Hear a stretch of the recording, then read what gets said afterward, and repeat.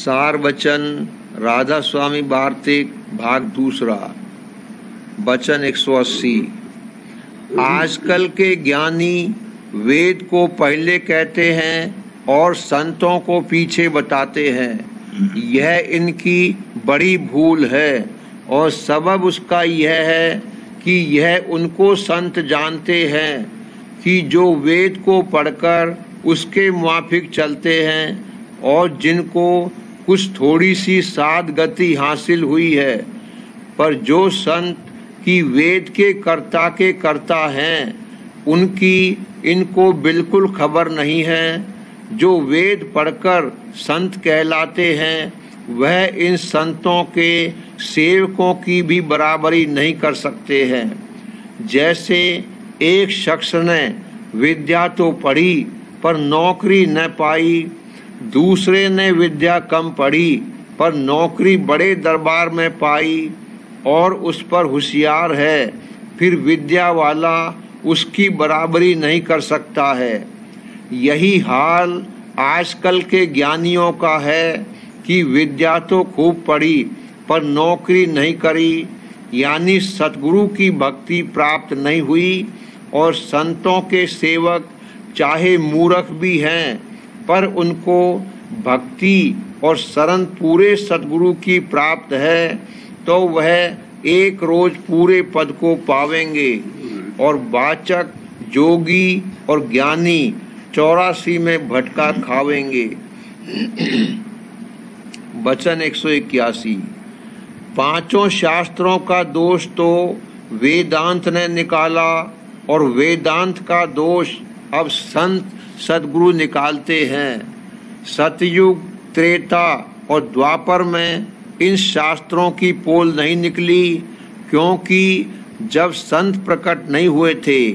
अब कलयुग में वास्ते उद्धार जीवों के संतों ने चरण पधारे हैं और सब मतों के दोष और गलतियों को खोलकर जनाते हैं और सच्चा और सीधा रास्ता उद्धार का बतलाते हैं। पर जीवों की ऐसी ओछी मति है कि उनके वचन को नहीं मानते और उन पर प्रतीत नहीं लाते हैं।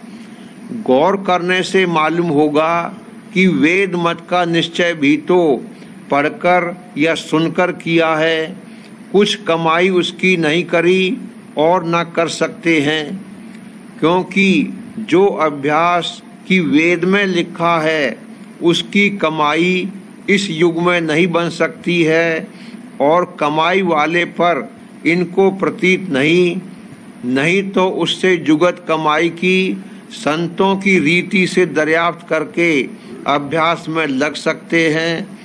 और जो सिर्फ पोथियों के आश्रय रहे और उन्हीं को पढ़ा किए तो हरगिज जुगत उनसे हासिल नहीं होगी, पर विद्या का अहंकार पैदा होगा कि वह और भी अंतःकरण को मलिन करेगा और काबिल कमाने जुक्ति के भी नहीं रहेगा। आजकल यही हाल देखने में आता है कि बातें तो बहुत सी बनाते हैं पर कमाई कुछ भी नहीं। इस वास्ते परमार्थी जीवों को मुनासिब है कि सिवाय सतगुरु भक्ति या खोज सतगुरु के और कुछ काम न करें, क्योंकि और कोई करतूत से अंतःकरण की शुद्धि इस युग में नहीं हो सकती है। और जब अंतःकरण की शुद्धि न हुई तो मुक्ति कैसे प्राप्त होगी। और सिवाय संत सद्गुरु के कोई जुक्ति प्राप्ति ध्रुपद की नहीं बतला सकता है, क्योंकि उस घर के भेदी सिर्फ वही हैं और किसी को यह भेद नहीं मालूम है। और ऐसे जो संत सद्गुरु हैं उन्हीं की सेवा और भक्ति से अंतःकरण की शुद्धि और फिर उन्हीं की दया और मेहर से मुक्ति पद की प्राप्ति होगी और जुक्ति की कमाई भी बन आवेगी। सिवाय इसके और दूसरा उपाय उद्धार का नहीं है। वचन 182। भक्ति का बीज सिवाय संत सद्गुरु के और कोई नहीं डाल सकता है। जो संत सद्गुरु दयाल हैं वही इस जीव को सीधा रास्ता बतावेंगे और बाकी सब भरमाने और भटकाने वाले हैं और आप ही भ्रम में पड़े हुए हैं।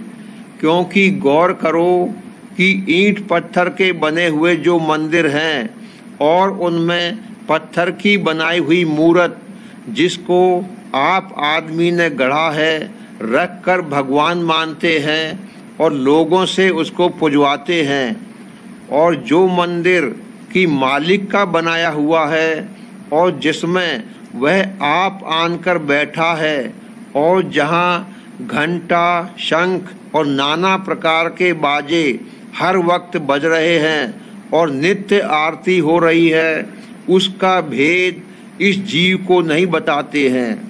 इसलिए ऐसे जो अंधे हैं वह जब आप ही भूल में पड़े हैं वह औरों को भी रास्ता भुलाते हैं और बजाय जीवों के कार्य संवारने के उनका अकाज करते हैं। अंधा अंधे को क्या रास्ता बतावेगा? इस वास्ते कहा जाता है कि सतगुरु खोजो।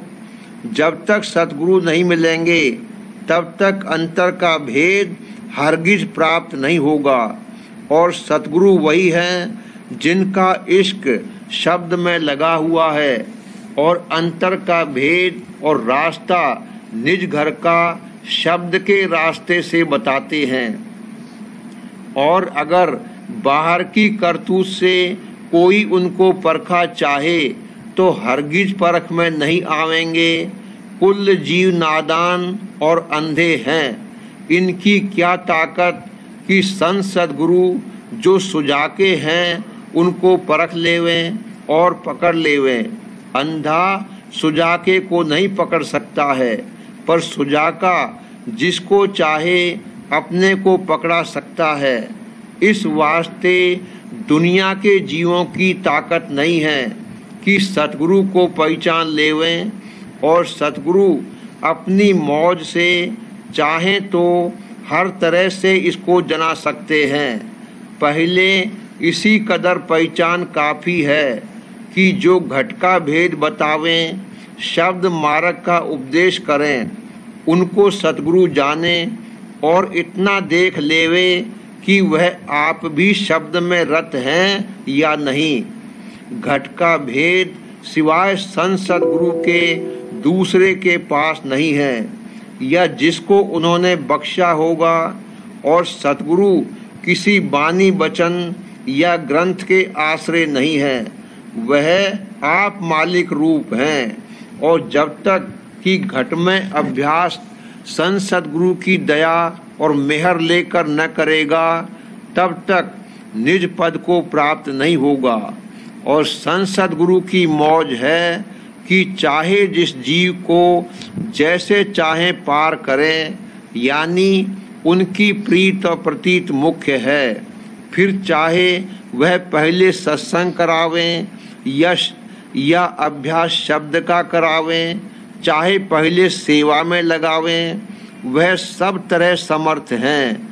और जो प्रसन्न होवें तो एक क्षण में चाहे जो बख्श देवें, पर उनका प्रसन्न होना जरूर है। प्रेम पत्र राधा स्वामी 5वां भाग वचन 12वां। जो कोई अपना सच्चा उद्धार चाहता है उसको चाहिए कि नीचे की लिखी हुई बातों का निर्णय करके प्रतीत करे और उसी माफिक चरणों में प्रीत लाकर करनी करे। इन 7 बातों का हर एक परमार्थी को निर्णय करके प्रतीत करना जरूर और मुनासिब है। पहले ये कि राधा स्वामी दयाल कुल मालिक और सर्व समर्थ है। दूसरे ये कि जीव कुल मालिक राधा स्वामी दयाल की अंश है। तीसरे ये कि राधा स्वामी धाम सबका निज घर है और आदि में वहीं से शब्द की धार प्रकट हुई और नीचे उतरकर ठेके ठेके पर मंडल बांधकर रचना करती आई। चौथे, यह देश माया और काल पुरुष का है, जहाँ हमेशा अदल बदल होता रहता है और कोई चीज एक हालत पर हमेशा कायम नहीं रहती।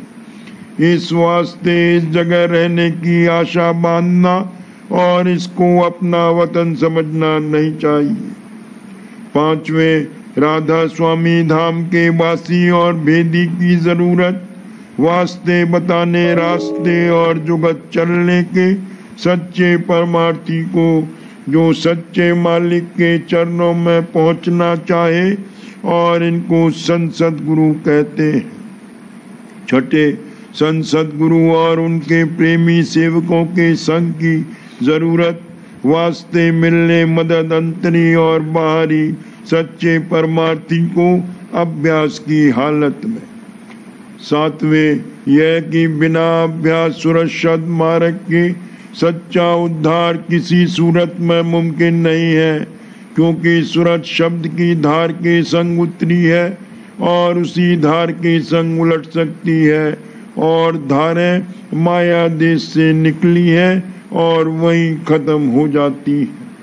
और सच्चे परमार्थी को इन चार बातों की भी पूरी समझ लेकर कार्रवाई करना मुनासिब है।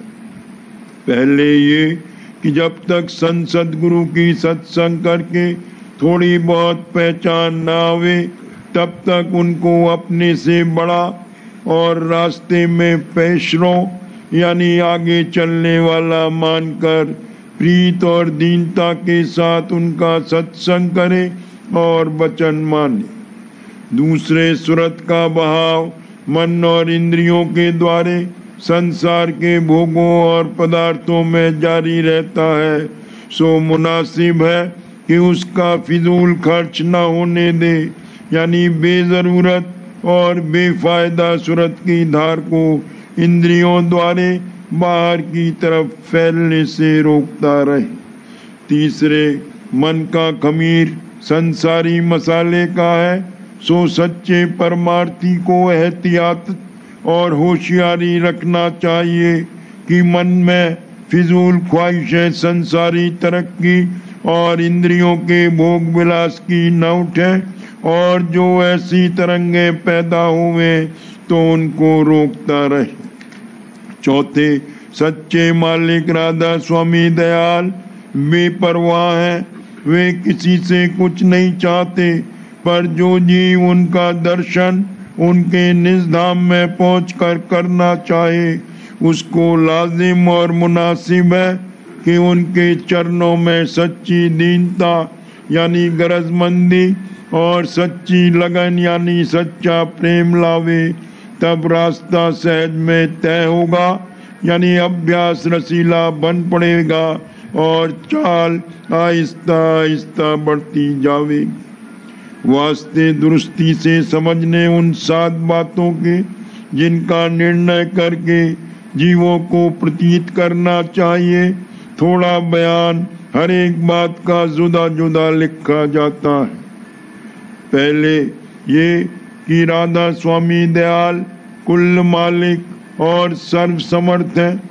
सब जीव इस बात के कायल हैं कि कोई कुल मालिक इस रचना का जरूर है और वो सर्व समर्थ है, लेकिन वास्ते दूर करने शक और संदेह किसी किस्म के यहाँ बयान किया जाता है कि जैसे इस लोक की रचना सूरज की धार के आश्रय है, ऐसे ही यह सूरज दूसरे सूरज का अधीन है, और वो सूरज तीसरे का, और वो सूरज सत्य नाम सत्य पुरुष का, और सत्य नाम रूपी सूरज कुल मालिक राधा स्वामी दयाल के अधीन है। राधा स्वामी पद अनंत और अपार है, यानी उसके परे और कोई पद नहीं है। दूसरे ये कि यह जीव कुल मालिक राधा स्वामी दयाल की अंश है, इसका सबूत भी जाहिर है। जरा गौर करने से मालूम होगा कि कुल रचना इस लोक की और इसी तरह से कुल लोकों की सुरतों यानी रूहों की हुई है और उन्हीं के आश्रय ठहरी हुई है। और जब वे पिंड को छोड़ देती है उस वक्त पिंड यानी देह का अभाव हो जाता है। जैसे बीज से दरख्त पैदा होता है ऐसे ही मनुष्य के वीर से मनुष्य, और यही हाल सब जानदारों का है। हर एक जिसमें एक एक रूह बैठकर कार्रवाई उसकी करती है और कुल शक्तियां कुदरत और माया की सूरत यानी जीव के हुक्म के मुआफिक आपस में रल मिलकर कार्रवाई पालन पोषण वगैरह उस देह की करती है। और जब कोई सूरत देह को छोड़ देती है उस वक्त वही शक्तियां आपस में लड़ भिड़कर उस देह को बिगाड़ देती है यानी उसका अभाव हो जाता है। इससे साबित है कि सूरत चैतन्य की शक्ति से सब रचना हो रही है और उसी की ताकत से ठहरी हुई है और उसी के वियोग से उसका अभाव हो जाता है। और ये सूरत चैतन्य कुल मालिक राधा स्वामी दयाल की अंश यानी किरण या बूंद है। तीसरे ये कि राधा स्वामी धाम सबका निज घर है और आदि में वहीं से शब्द की धार प्रकट हुई और नीचे उतरकर ठेके ठेके पर मंडल बांधकर रचना करती आई। कुल मालिक राधा स्वामी दयाल का स्थान आदि धाम कहलाता है।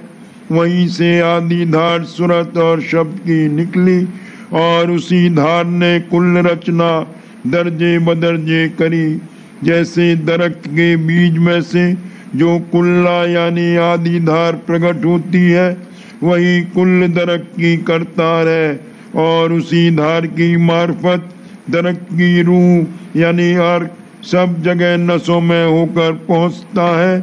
इसी तरह मनुष्य और कुल जानदारों की रचना का हाल और उसके ठहराव और समाल और सूरत के वियोग में अभाव की कैफियत समझ लेना चाहिए। यानी वही आदि धार जो कुल मालिक राधा स्वामी दयाल के चरणों से निकली वही सब मंडलों और स्थानों की करतार है और वही शब्द और नूर और अमृत और जान और चैतन्य की धार है। चौथे ये देश माया और काल पुरुष का है जहाँ हमेशा अदल बदल होता रहता है और कोई चीज एक हालत पर हमेशा कायम नहीं रहती।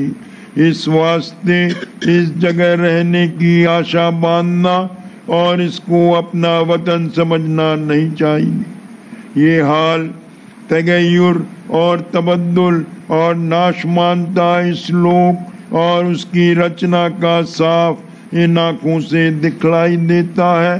फिर समझदार आदमी को मुनासिब और लाजिम है कि अपने वतन यानी निज घर का जो राधा स्वामी धाम है पता और भेद लेकर उस तरफ को चलना शुरू करे और इस दुनिया को अपना वतन या हमेशा ठहरने का स्थान न समझे, नहीं तो धोखा खावेगा।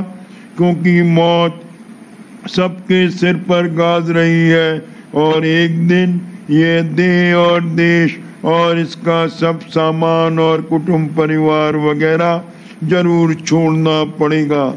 पांचवें, राधा स्वामी धाम के वासी और भेदी की जरूरत वास्ते बताने रास्ते और जुगत चलने के सच्चे परमार्थी को जो सच्चे मालिक के चरणों में पहुंचना चाहे और इनको संत सद्गुरु कहते हैं।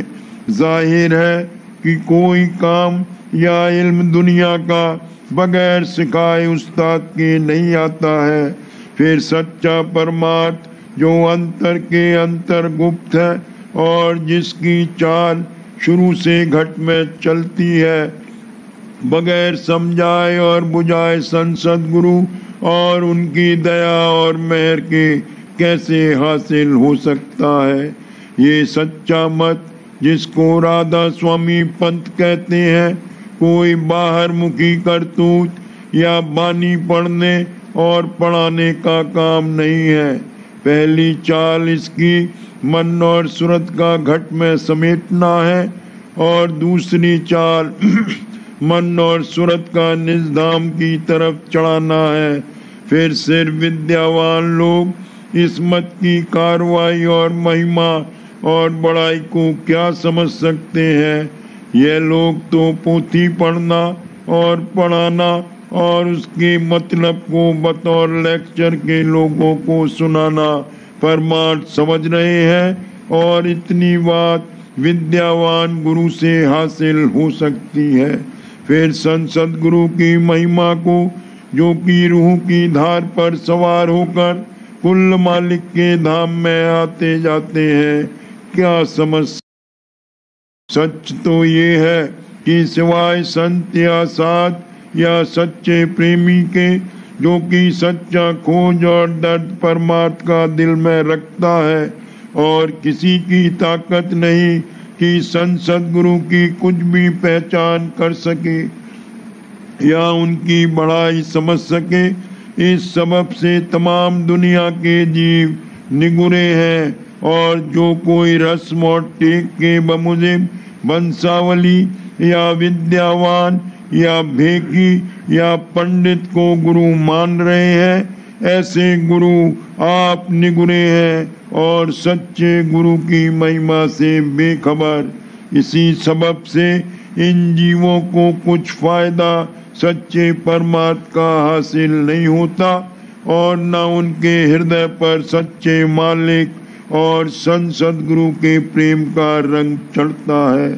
सच तो ये है कि बिना संसद गुरु के किसी जीव का, चाहे किसी मत में होवे, सच्चा उद्धार होना मुमकिन नहीं है।